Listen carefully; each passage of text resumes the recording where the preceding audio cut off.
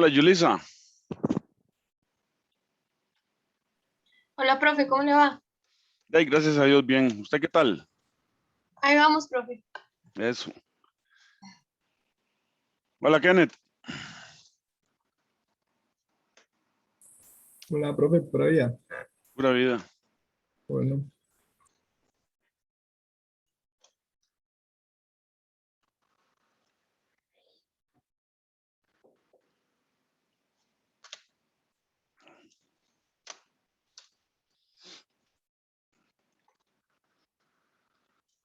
Christopher, ¿qué tal?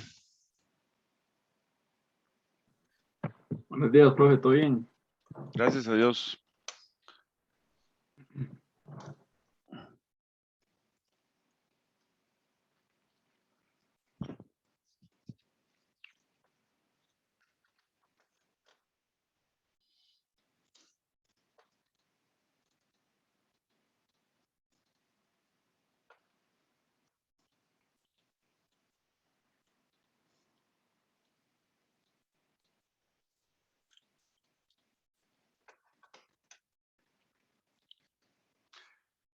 Bueno, hoy vamos a ver la primera ley, pero para un sistema que no cambia de estado, sino que para un sistema que realiza un ciclo. Entonces, eso es interesantísimo. Y ya van a ver ustedes cómo desarrollamos las ecuaciones y cómo las establecemos para poder analizar sistemas em, que están llevando un ciclo, ¿ok? ¿Qué es un ciclo? Acuérdense que un ciclo es una serie de procesos, ¿verdad? Entonces, proceso 1, proceso 2, proceso 3, proceso 4, proceso 5, proceso 1, proceso 2, proceso 3, proceso, etcétera, ¿verdad? Entonces, en realidad, em, en las industrias nosotros pocas veces tenemos cambios de estado como para analizar la primera ley para un cambio de estado. Lo que sí tenemos mucho son ciclos. Ok, entonces vamos a tratar de analizar la primera ley para los ciclos. Bueno, pero antes de seguir, muy contento por los resultados del examen. Este, Me gusta mucho corregir los exámenes cuando, cuando son trabajos originales. Puede ser que alguna cosa hayan obtenido de algún libro, etcétera, pero me gusta el razonamiento que hacen y me gustan las explicaciones que hacen. Entonces, estoy realmente contento, porque además se ve que no se copian entre ustedes, porque determinar una copia es muy fácil realmente. O sea, uno podría determinar si un grupo se copió a otro, etcétera, ¿verdad? Pero en realidad me gusta mucho, los razonamientos son distintos. Y aunque algunos estuvieron equivocados, los razonamientos fueron independientes. Entonces, eso es muy interesante, eso es muy bueno. ¿Ok? Solo un grupo, me parece, uno o dos, se dieron cuenta que al adicionar calor ya no es un proceso cuasi equilibrado, ¿verdad? Entonces, las cantidades cambian, ¿verdad? Porque primero es un proceso cuasi equilibrado y después usted adiciona los no sé cuántos julios de calor al proceso, entonces ya no es un proceso cuasi equilibrado, se salió. Entonces, aunque estuvieron equivocadas las respuestas de algunos grupos, me gustó que trataran de contestarla. Em, bueno, ahí se perdieron 5 puntos, etcétera, ¿verdad? Pero, pero, pero me gustó mucho los exámenes. La presentación me gustó mucho. Este, eso da, digamos, eso le da a uno una gran alegría, que ustedes presenten los trabajos con una calidad como debe ser, ¿verdad? Este, Solo un grupo ahí me hizo una figura que no me gustó para nada, entonces por eso le bajé 5 puntos. ¿Verdad? Pero entonces, vean ustedes qué interesante cómo ustedes pueden em, hacer trabajos de calidad profesional, de calidad donde se puede presentar en público esos trabajos. Otro grupo, todo el examen bien, excepto un problema que no usaron subíndices. Entonces uno dice, ok, esto fue que se dividieron el trabajo, entonces el resto usó subíndices, pero este que hizo esta parte no usó subíndices. Y el que lo puso junto no se fijó en eso y no corrigió el asunto. Entonces, claro, todo el trabajo se ve bien, excepto esa parte que está sin subíndices, ¿verdad? Entonces también ahí perdieron puntos. Bueno, el punto aquí es que yo los reto. A mí no se me va nada en los exámenes, muchachos. Yo los reto a que se saquen un 100 en el próximo examen, ¿ok? Ya sea con presentación y o con el desarrollo del examen, ¿ok? Me gustó mucho la parte del cuarto problema. Todos lo hicieron muy bien. Y vieron qué interesante cómo con los dos diagramas de fase, TV o PV, se llega a la misma conclusión, ¿verdad? Entonces, bueno, el asunto es que estoy muy contento con los exámenes. Hola, buenos días, Leonardo. Buenos días, Helen. Buenos días, profe. Días, profe. ¿Cómo está? Hey, gracias a Dios, bien, Helen. Ya he dicho. Yo pensé que algún grupo se iba a sacar un 100, pero no. Ustedes estuvieron cerca, Helen. ¿Ustedes cuánto tuvieron? Uno de 5, profe. Esperemos Ah, que en el otro sí nos ganemos el 100. ok. Bueno, muy bien. En realidad, de veras, les repito, los 6 exámenes me gustaron mucho y se ve que trabajaron en grupo y que yo espero, ¿verdad? Que entre todos los grupos se hayan explicado y se hayan entendido bien los 4 problemas, ¿ok? Bueno, entonces vamos a compartir pantalla y vamos a empezar. Bueno, hemos visto la primera ley para cuando se cambia de estado. Ok, por ejemplo, un pistón que usted le mete trabajo. De hecho, uno de los problemas era ese.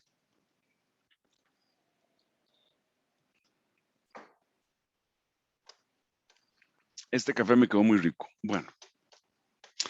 Ok, entonces vamos a poner aquí la primera ley.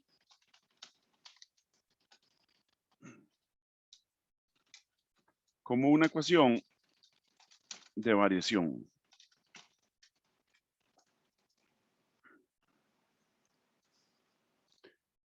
¿Qué quiero decir con la primera ley como una ecuación de variación? Bueno, simplemente, a ver, ustedes pueden tener un inflador de llanta, ¿verdad? Un inflador de llanta de bicicleta. Entonces usted tiene un émbolo, entonces usted lo empuja y usted cambia de estado. Lo vuelve a sacar, cambia de estado y vuelve a empujarlo y cambia de estado. Entonces ahí estamos analizando ese pistón, el inflador de llanta, cada vez que usted jala el émbolo y lo empuja. Entonces usted está en el estado 1 con baja presión y está en el estado 2 con alta presión. Y ustedes, no sé si se han fijado, que el inflador se calienta al final. Bueno, eso es precisamente otra prueba de que la primera ley existe y de que la primera ley está enseñándoles que parte de la compresión se está cambiando, parte de la energía que ustedes le dan al émbolo, ¿verdad? Se convierte en calor.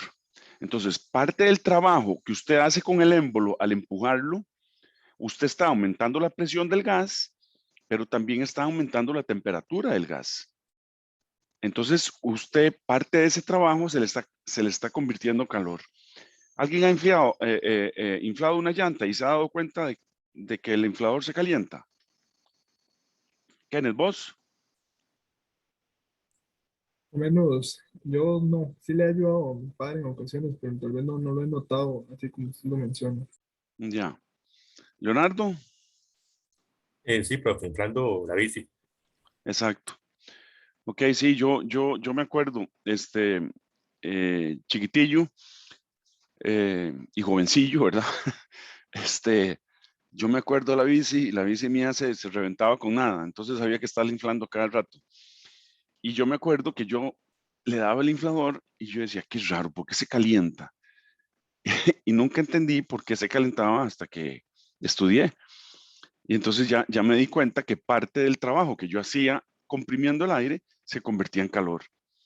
Entonces, es muy interesante, ¿verdad? Cómo los hechos reales de la vida le van comprobando a uno todo lo que uno va estudiando y todo lo que se ha ido descubriendo que son las leyes de la termodinámica. Bueno, entonces vamos a decir, eso es un cambio de estado. Ahora imagínense ustedes que tenemos eh, una turbina continua, ¿ok? Está entrándole vapor y está saliendo vapor, pero en ese entrar y salir, la turbina se mueve. Y entonces en ese movimiento se produce un trabajo que usted lo transmite a lo largo del eje de la turbina, que pega a un generador, por ejemplo, y produce electricidad. Y ese es un proceso continuo. No es un proceso que usted está, ¿verdad?, pistoneando, sino que es un proceso continuo. Es un proceso donde continuamente viene el chorro de vapor, pasa por la turbina, la mueve y continuamente está usted extrayendo potencia hacia el eje de la turbina. Entonces es un proceso continuo. Eso es lo que vamos a estudiar ahora. Vamos a estudiar los procesos donde tenemos un ciclo. Un ciclo que no termina. Entonces, por ejemplo, en los ingenios azucareros de este país tienen calderas. En la caldera continuamente se está prendiendo el bagazo o la leña, lo que usen, y continuamente están produciendo calor. Ese calor se transmite al agua. El agua se evapora. El vapor viaja por las tuberías y entra en las turbinas. Y las turbinas se mueven y hay unas turbinas que mueven las masas que se llaman, que son las que muelen la caña. ¿Ok? Y otra parte del vapor se va para otras turbinas donde mueven un generador y producen su propia electricidad. Entonces, los ingenios azucareros son unas fábricas muy interesantes porque producen su propia energía. ¿Ok? Entonces, además de producir azúcar, ¿verdad? Que es la que todos consumimos, producen energía eléctrica. Y esa energía eléctrica mueve todos los motores eléctricos del ingenio. Ok, puede ser que el ingenio no produzca tanto bagazo o no tenga tanta leña y entonces una parte de la electricidad se la compran a LICE o a Fuerza y Luz o a JASEC o a SPH, etcétera, ¿verdad? Pero en general, todos los ingenios, en teoría, deberían producir su propia electricidad. Ok, entonces acuérdenme, por favor, pasarles un video de unos ingenios donde producen sus propias energías y donde les enseño lo que es un ingenio y un montón em, de, de cosas. Jacqueline, dígame. Pero es que ahora que está hablando de eso, me dieron ganas de preguntarle algo que tal vez nada que ver. Pero esas plantas que están en medio del océano, que sacan petróleo, supongo que entonces también tienen un ciclo, bueno, no parecido porque debe ser mucho más grande, pero debe ser un ciclo, ¿no? Claro, claro. De hecho, esas plataformas petroleras queman petróleo del que sacan para producir su propia energía. Y así es como operan. Porque no es que llevan un cable desde la costa, ¿verdad?, a conectar a la plataforma, sino que la plataforma la construyen y la plataforma tiene su propio sistema de energía. Entonces ellas producen su propia energía, claro. Y por ejemplo, es que a veces veo programas de eso porque a mí me gusta. Sí, sí, está Eh, bien. Cuando la plataforma ya tienen que moverla, como tienen que hacer un estudio para ver qué tan profundo está el petróleo y esas cosas, ¿qué pasa con ese material, digamos? ¿Qué pasa con todo lo que tenían? ¿Cómo? Con todo lo que tenían. La plataforma tiene una construcción abajo. Supongo que ahí Claro, es donde Y Claro, además, tienen se puede- tuberías, pero esas tuberías las construyen de modo que las pueden clausurar. Entonces ellas tienen válvulas súper potentes. Entonces, si mueven la plataforma para un lugar para el otro, todas esas tuberías quedaron clausuradas. Si no, imagínense la contaminación que sería. Sí, me imagino. Está bien. Eso lo Ujú. Sí, exactamente. De hecho, cuando en el pasado, ahora ya no, ahora tienen sistemas muy buenos, pero en el pasado, cuando había tormentas, a veces se fisuraban las tuberías, ¿verdad? Y entonces había regueros de petróleo, pero eso lo han ido corrigiendo y actualmente usted no lee en ningún lado que ninguna plataforma de petróleo fugue petróleo, ¿verdad? Porque ahora tienen los sistemas muy buenos.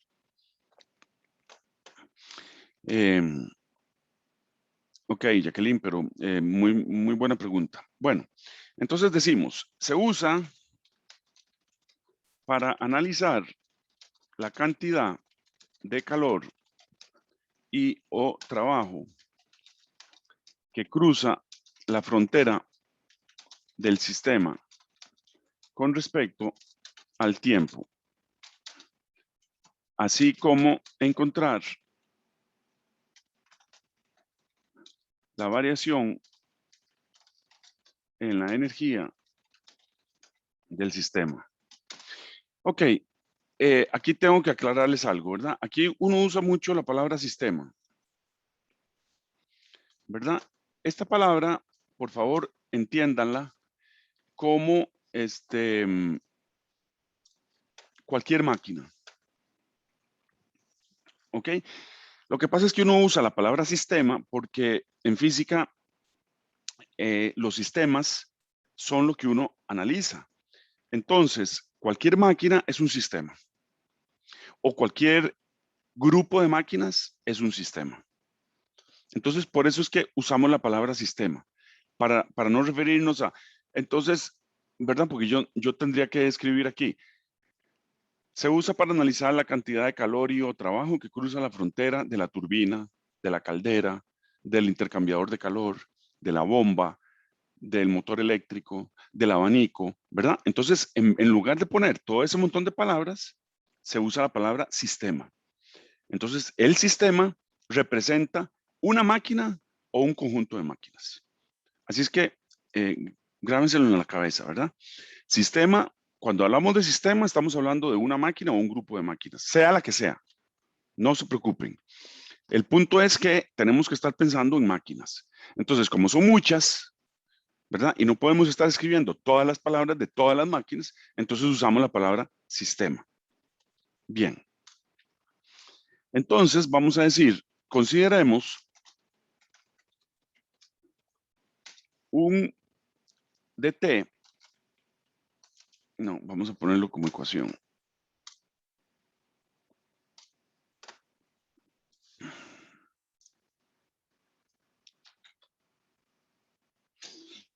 Para un sistema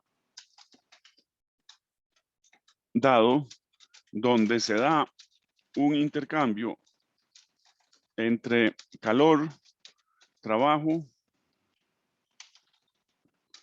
y se modifica la energía total del sistema. Entonces, para este sistema vamos a tener las siguientes cantidades involucradas. ¿Verdad? Entonces vamos a tener delta Q es la cantidad de calor que cruza la frontera del sistema. Delta W es el trabajo que cruza la frontera del sistema. Delta U es el cambio en energía interna del sistema. Delta EP es el cambio en energía potencial del sistema. Y delta SE es el cambio en energía cinética del sistema. ¿Ok? Bueno, entonces acuérdense que ya derivamos las ecuaciones para la energía potencial, la energía cinética y la energía interna del sistema, ¿verdad? La energía potencial está relacionada con el campo gravitatorio y con la altura a la que nos encontremos con respecto al sistema que produce el campo gravitatorio.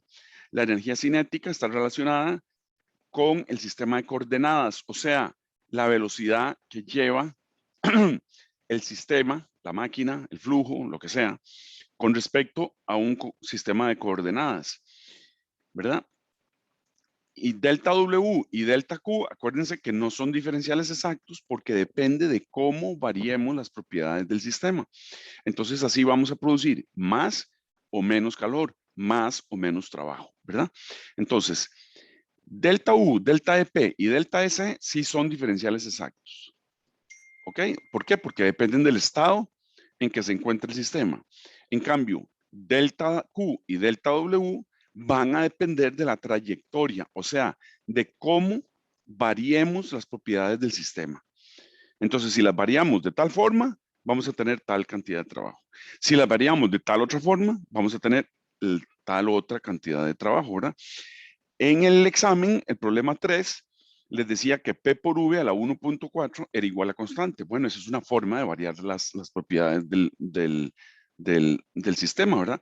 Y ese era un sistema politrópico que ya lo habíamos resuelto en clase y que las integrales estaban resueltas, ¿verdad? Y entonces el resultado era PV 2 menos PV1 entre 1 menos N, ¿verdad? Entonces, bueno, todos lo resolvieron bien, ¿verdad? Pero esa es una forma de variar el sistema.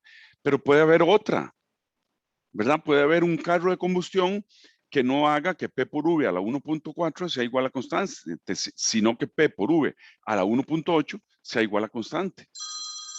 ¿Ok? Perdóneme un momento que esta llamada tengo que contestarla.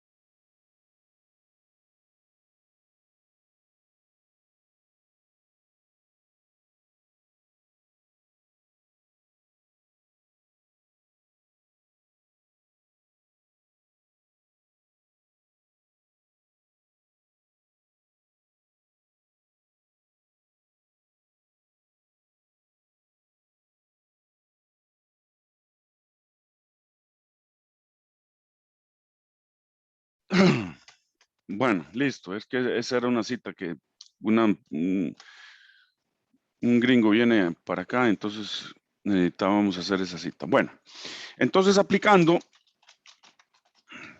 la primera ley para el sistema, tendremos, ¿verdad? Aplicamos la primera ley y entonces vamos a tener que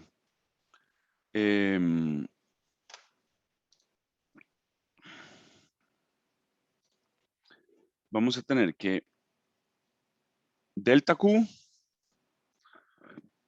es igual al delta U más el delta EP más el delta S más el delta W.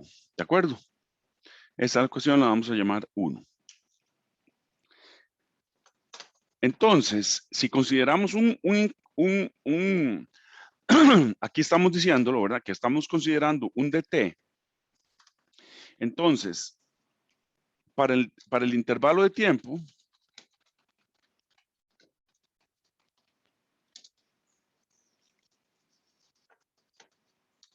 DT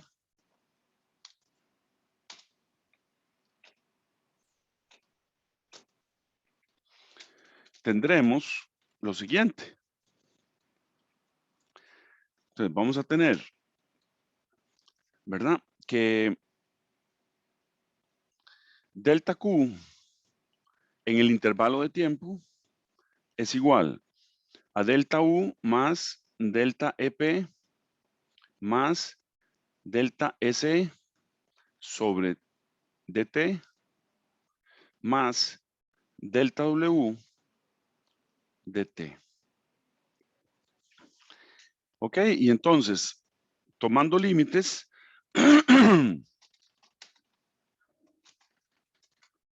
cuando dt tiende a 0,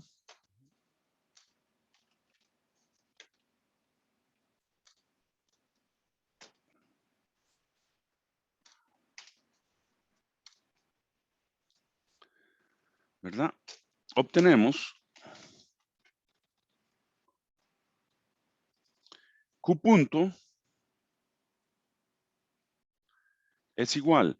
Acuérdense que todo esto que está aquí es el diferencial de energía total, ¿verdad? Entonces vamos a identificarlo aquí, ¿verdad? Todo esto que está aquí es igual al diferencial de energía total. ¿Ok? Entonces, Q punto va a ser entonces la variación en la energía total del sistema más el trabajo. ¿Ok? Entonces, fíjense que esto podemos escribirlo así. También.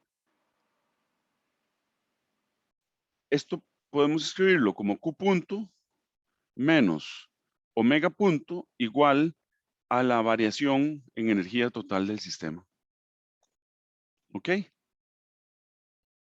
Esa es la ecuación 2. Entonces, fíjense que Q punto menos omega punto es igual a la variación del sistema, pero esto que está aquí representa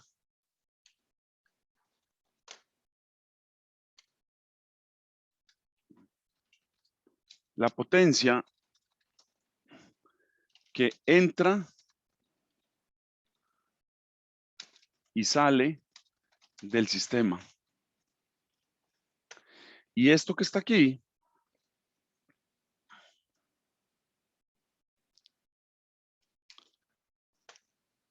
representa un aumento o disminución de la energía total del sistema. Ok, entonces vean qué bonito.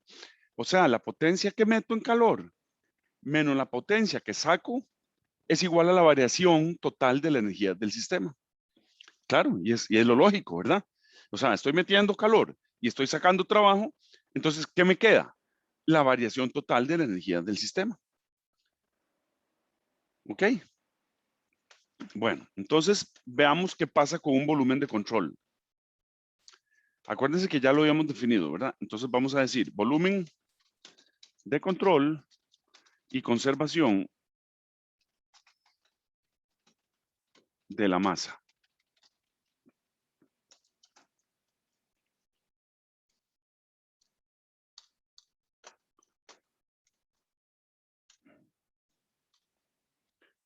Ok, el volumen de control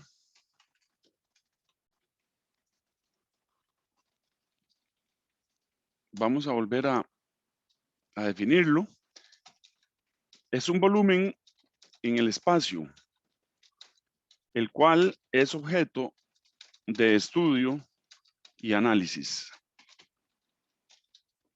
La superficie de este volumen de control, acuérdense, se llama superficie de control. Y siempre es cerrada. ¿Ok? O sea, no podemos analizar un volumen de control que tenga una superficie abierta. ¿Por qué? Porque entonces no tenemos límites. En cambio, con una superficie de control cerrada, nosotros tenemos límites. Sabemos dónde empieza la superficie de control, entonces sabemos qué está fuera de esa superficie de control y qué está dentro de esa superficie de control.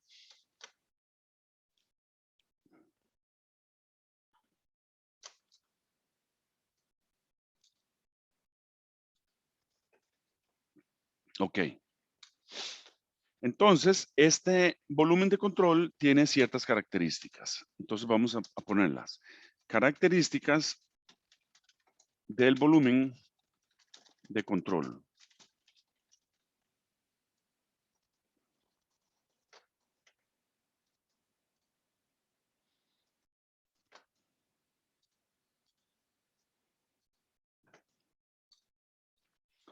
¿Verdad? Entonces vamos a decir que el tamaño y forma de dicho volumen son completamente arbitrarios. O sea, ustedes pueden dibujar el volumen de control como ustedes quieran. No importa. El punto es que ese volumen tenga una superficie cerrada.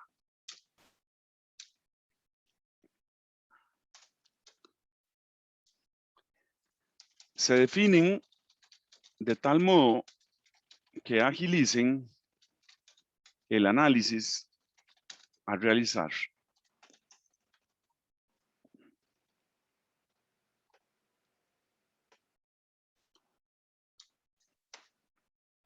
La superficie del volumen de control puede estar fija o puede moverse o expandirse.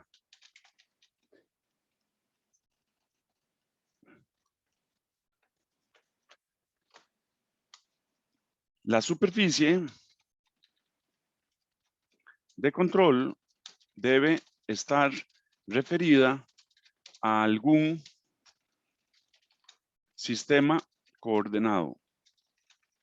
Claro, si vamos a analizar energías y dentro de ellas está la energía cinética, entonces tenemos que tener un sistema de coordenadas que nos diga cómo se está moviendo esa superficie con respecto a un punto de referencia. ¿Ok? Ese es el punto que estamos diciendo.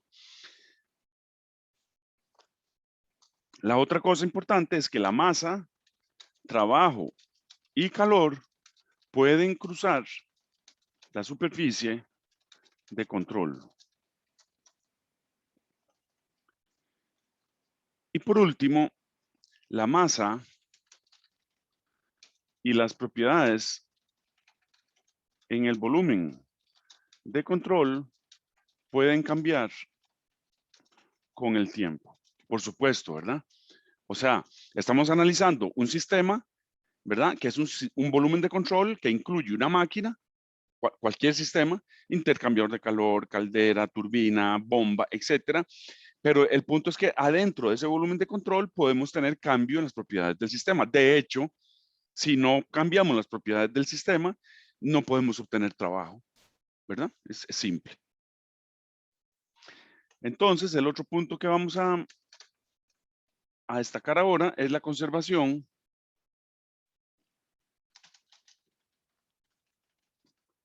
de la masa para un volumen de control.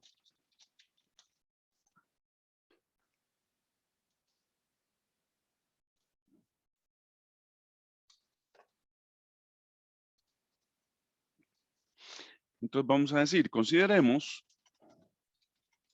un volumen de control en el que un elemento de masa delta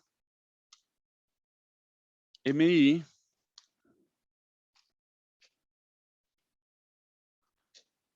está ingresando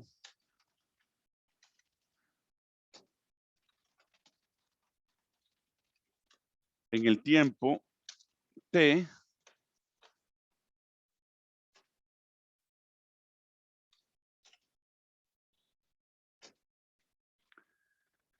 y un elemento de masa delta MS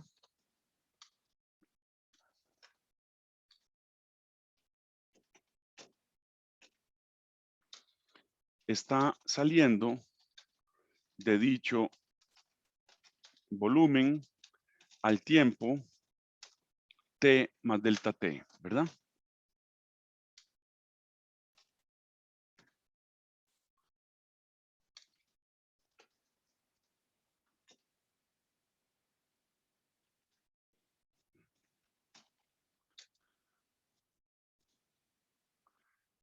Las respectivas masas ingresando y saliendo lo hacen a cierta velocidad.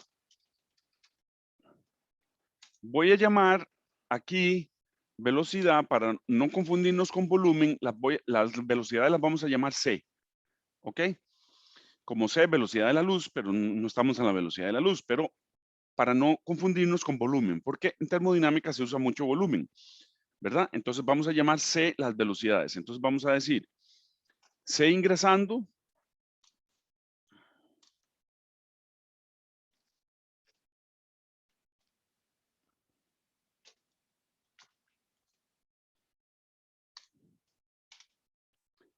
a una velocidad C sub I ingresando y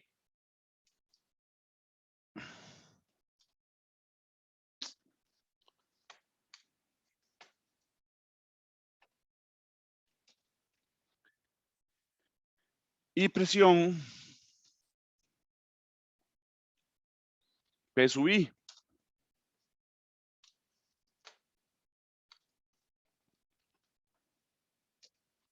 ¿Verdad? Presión de ingreso.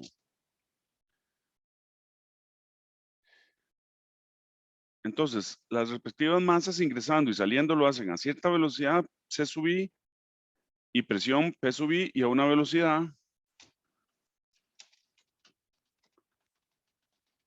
C sub I, C sub S saliendo, ¿verdad?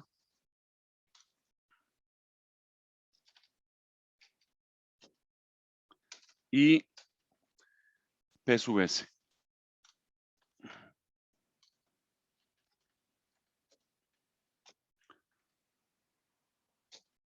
Ok. Esquemáticamente, para que nos entendamos bien, vamos a decir que cualquier volumen de control, ok, como es cualquier volumen de control, yo voy a escoger un rectángulo. Entonces voy a tener un rectángulo aquí, que es mi volumen de control.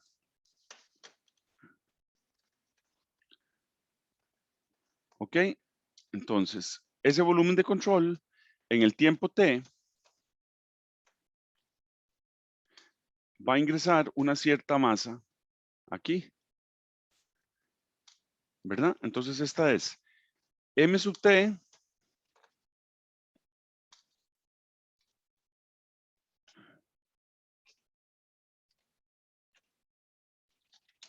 es la masa en el volumen de control al tiempo T.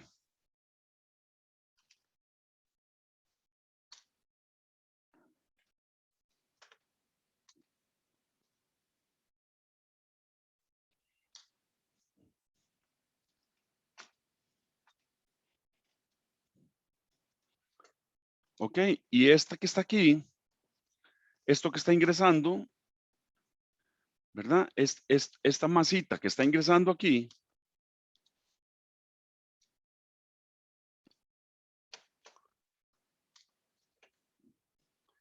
es el delta de masa ingresando que lo hace a una velocidad de ingreso y lo hace a una presión de ingreso.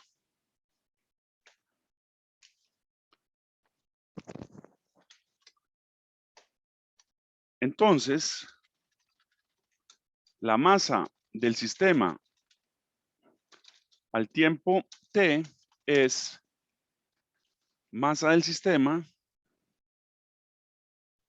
igual a la masa total más el delta de masa de ingreso, ¿verdad? El que está ingresando. En ese tiempo t, entonces todo el sistema que estoy analizando es la masa total más el delta de masa que está ingresando. Entonces, cuando transcurre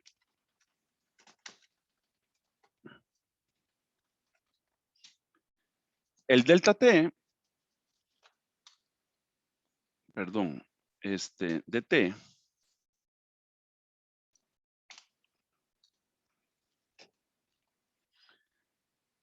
la situación es como sigue,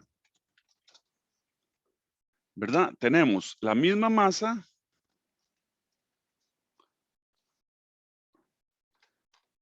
¿verdad? Esto aquí, ahora lo que tenemos es m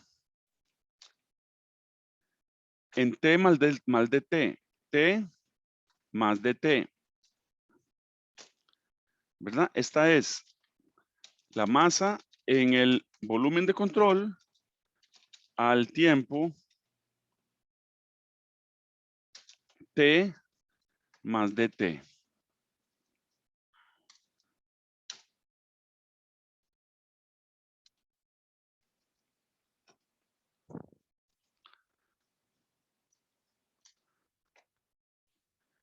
Ok, ¿y qué fue lo que pasó? Bueno, pues que a la vez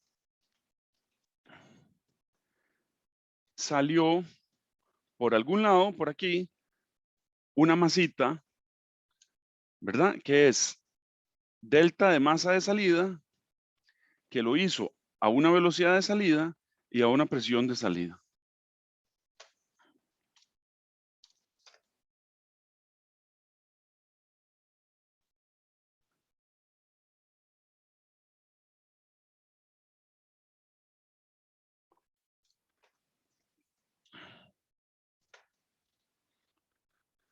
Entonces la masa del sistema en el tiempo t más delta t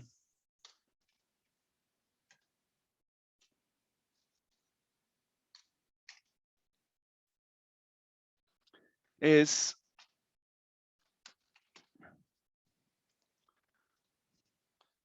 ¿qué es? Es la masa del sistema, que es igual a la masa en el tiempo t más dt más la masa del sistema saliendo, el pedacito, ¿verdad? Entonces, la ley de conservación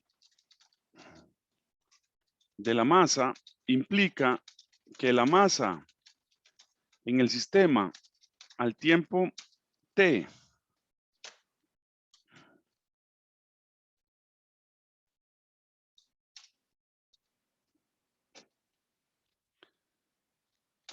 más el elemento de masa ingresando tiene que ser igual a la masa en el sistema al tiempo t más delta t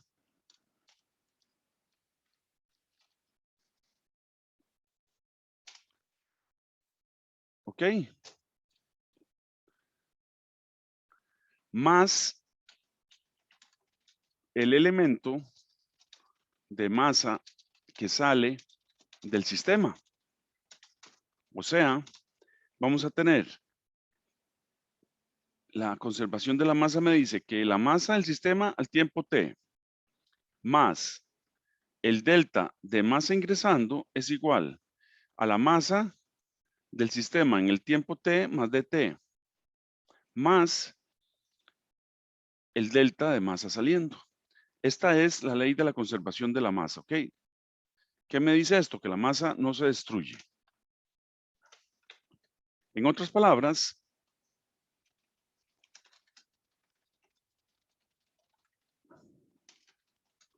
el flujo neto dentro del volumen de control en el intervalo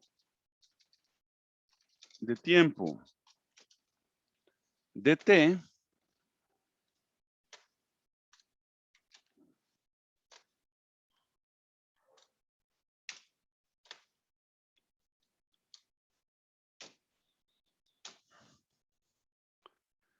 es igual al aumento de masa dentro del volumen de control en el mismo intervalo de tiempo. Así, se tiene, ¿verdad? De la ecuación 3, podemos escribir entonces que el delta de masa ingresando menos el delta de masa saliendo es igual a la masa en el tiempo t más dt menos la masa en el tiempo t. ¿Ok?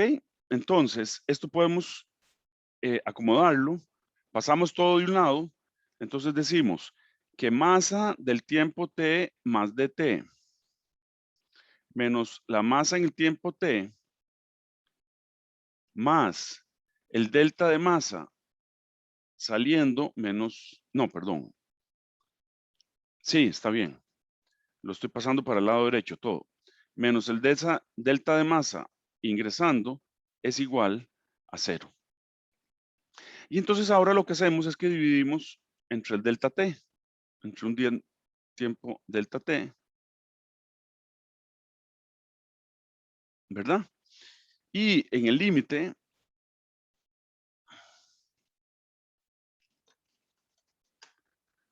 entonces tomando límites, cuando delta t tiende a 0, ¿verdad? Vamos a tener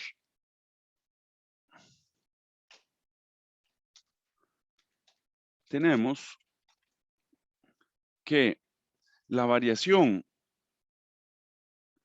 de la masa en el volumen de control con respecto al tiempo es igual, perdón, no voy a hacer el igual todavía, más m punto saliendo menos m punto ingresando.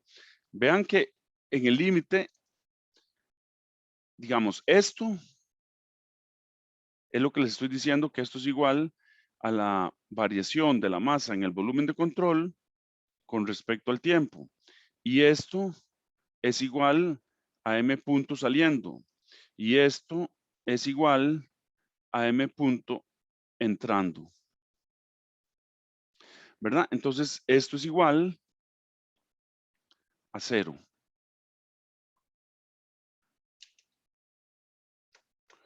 ¿Verdad? Pero esto que está aquí es con solo un flujo ingresando y uno saliendo.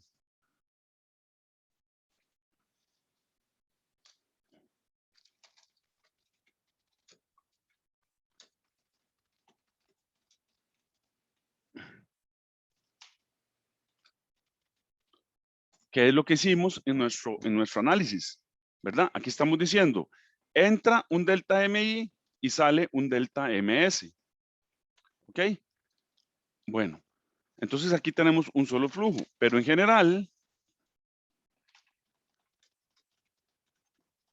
vamos a tener que la variación de masa en el volumen de control con respecto al tiempo es igual a la sumatoria de los flujos ingresando menos la sumatoria de los flujos saliendo. ¿Ok?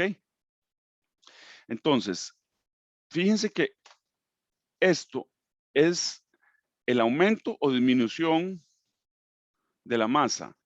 Este es el flujo total de flujos ingresando y esto es el flujo, ¿verdad? Entonces aquí ponemos este es el aumento, perdón, acumulación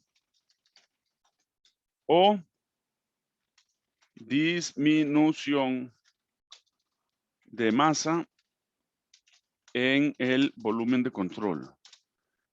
Esto que está aquí es los flujos ingresando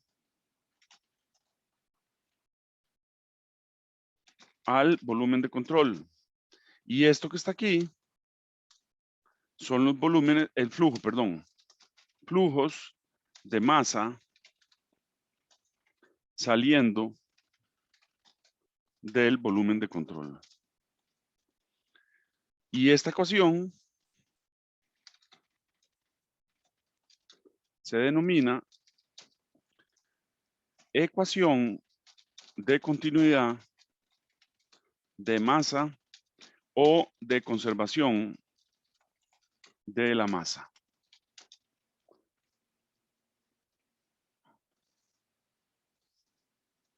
Las sumatorias representan la totalidad de los flujos saliendo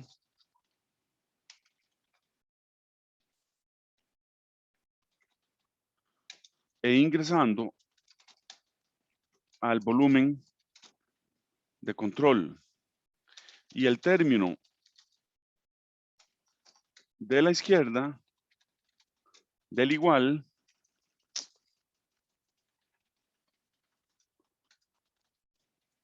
representa la variación de la masa en el volumen de control por unidad de tiempo.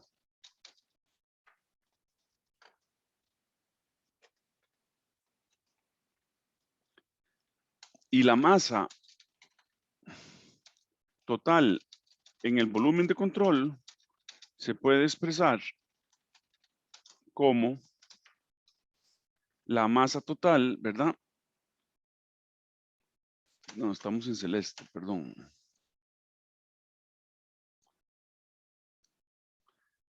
La masa en el volumen de control es igual a la integral de ρ de V, ¿verdad? Donde ρ es la densidad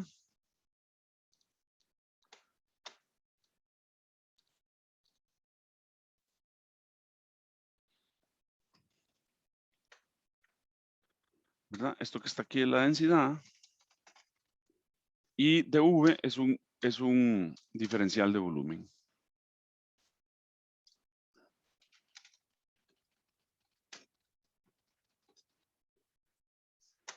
Bueno, caramba, ya son las 11:01, ya se fue esta hora.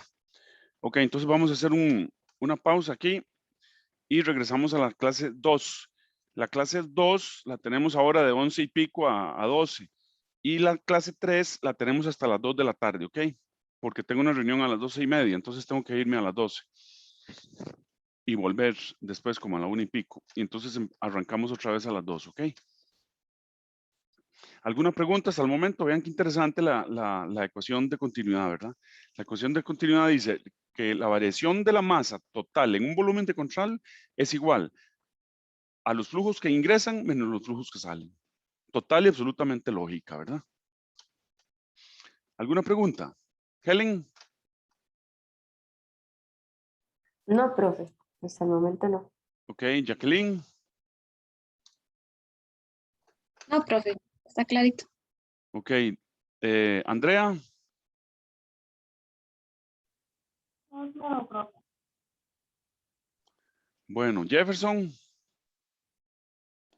Todo claro, profe. Bueno, muy bien. Entonces ya desarrollamos una de las ecuaciones fundamentales para analizar ¿qué? Los sistemas cuando llevan un flujo, ¿verdad? Ya sabemos que la variación de masa en el volumen de control es igual a los flujos entrando menos los flujos saliendo. Listo, primera ecuación que ya desarrollamos. Ahora después, en la segunda clase, vamos a desarrollar la primera ley para un volumen de control. Entonces vamos a hacer un análisis parecido al que acabamos de hacer para un volumen de control como este. ¿Ok? Bueno, entonces hacemos la pausa aquí y yo les aviso por Telegram, ¿es verdad? ¿Con ustedes es Telegram o es? Sí, Telegram. Sí, profe. Telegram. Ok, entonces por Telegram les aviso cuando empezamos la segunda clase. Bueno, ¿no hay preguntas? Nos vemos entonces.